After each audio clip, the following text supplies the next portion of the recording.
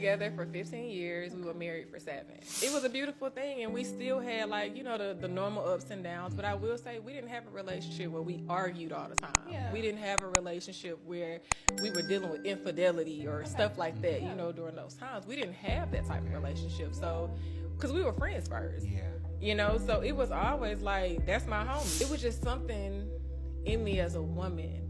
I cannot explain it to where it was like I was battling myself. You feel like I'm trying to do the right thing, but it's something that's pulling me away from doing this. But why would it pull me away from my husband? I'm battling in the midst of that with religion, like what the people telling me at church and what I'm getting spiritual advice from. And then I'm battling with it with myself. Like, why am I feeling this way?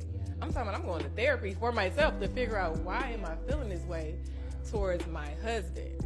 And the way I was feeling, it wasn't like I felt resentment towards him. It was almost like I was withholding a piece of me that I couldn't give him. I'm sitting on the couch and we had a small issue, and that small issue was that pattern.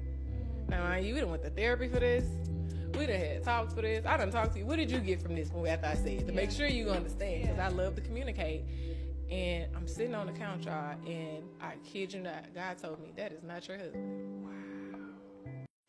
So I believe that is the Crock Pod podcast. And guys, there's a lot to unpack, and there's another clip I'm going to follow up with where she explains what she says here.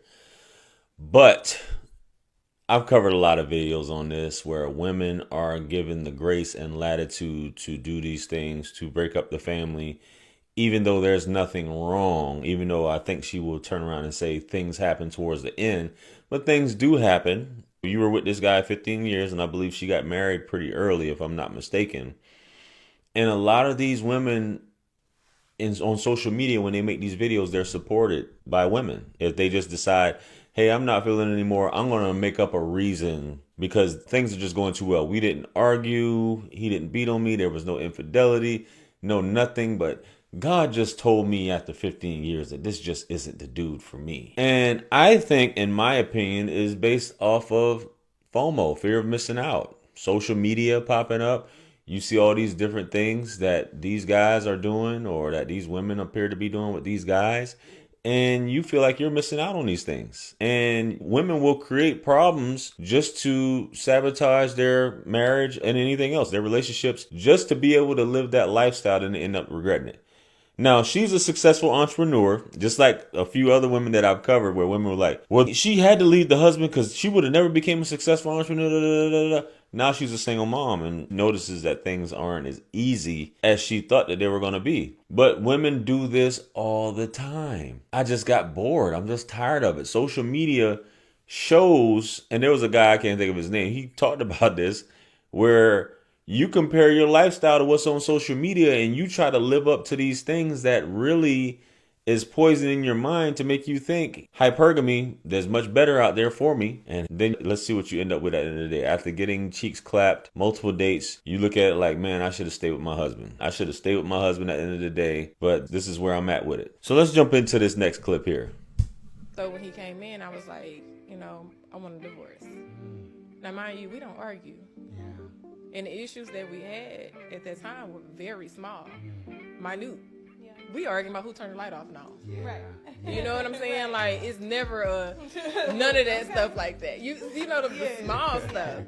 You know, so I'm like, and then as I'm getting advice from other people, I'm talking to spiritual people, I'm talking to people I'm calling church. I listen because I'm trying to make sure, I prayed for this marriage. I fasted, I abstained from sex for 2 years for this marriage. Like, why would God tell me to leave my husband? Why would God tell me this is not your husband? Like, how, Sway? Exactly. How, Sway? How could this not be your husband? You prayed for him. You fasted. You didn't get clapped for 2 years, which that's the standard number for every woman. When you meet a woman, she hasn't been intimate with a man for 2 years. That's the standard answer that they tell you. But if this man was all these things, it took you 15 years to realize that he wasn't, because God spoke to you and said all of a sudden you need to move on and become a single mom. Because being a single mom is better than what's going on here.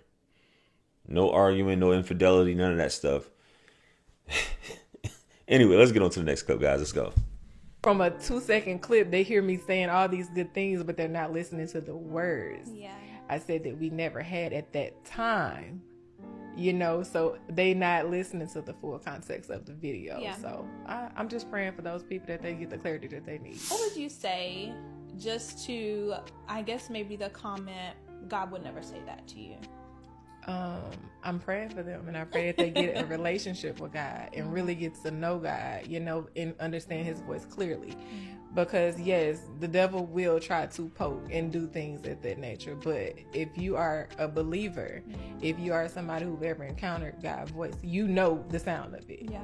You know the feeling of it when you hear it, and when you instructed to do something. It's like it ain't like, go do this. Like, Satan is going to entice you with something. Right. He would have been like, after me receiving all this news, I feel like he probably would entice me to go cheat on my husband or do something of that nature. Right. Versus me leaving and removing myself and still trying to be, you know, nice to this man, forgive this man. I feel like that it would have been a different role. Yeah.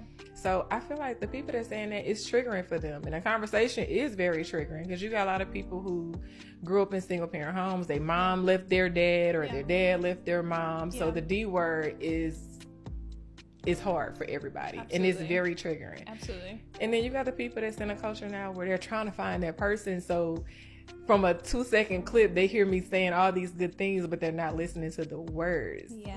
I said that we never had at that time, you know, so they not listening to the full context of the video. Yeah. So I'm just praying for those people that they get the clarity that they need. Yeah. Yeah. And so. Well, baby, in their defense, it was more than a 2-second clip. It was a minute and a half of you saying this. Now, if you're happy at the end of the day and you can live with yourself for what you did, but marriage is a serious thing, and I get it when you're at a young age. I got married when I was young, and you really don't know who you are. And through social media, friends going out and about, you realize that, hey, I got more options, or I'd rather be with this person, or I'd rather be with this type of person instead of the man you with, which is wrong. But that's just how it is when you tend to view social media and people getting in your ear and all these other things at that point. But I think if you didn't have a lot of issues, I think eventually there probably was something where you started making it an issue because you started looking at him different. And I think you started resenting him overall. So for someone to say God spoke to me and say, unless this person was just doing something terrible, God spoke to you to just leave the person. And I think she gets into, there were signs, and I'll link the full video here for you guys to watch it. But Tyrese did a video on this where he was on Shannon Sharp, where he was talking about, I didn't make a promise to you, I made a promise to God. And he's like, well, where the fuck are you at? We made these vows, and all of a sudden you just treating it like, eh. And I'm not saying this goes for a man putting his hands on you, a man can't provide, a man basically is dependent on you to do everything. I'm not talking about any of that, because that's what ladies gonna say. Well, what if he's putting his hands on you? What if he's not providing anymore? What if he's not, well, he's not upholding his vows as the husband? Just my thoughts. Let me know what you guys think about this video. Comment below.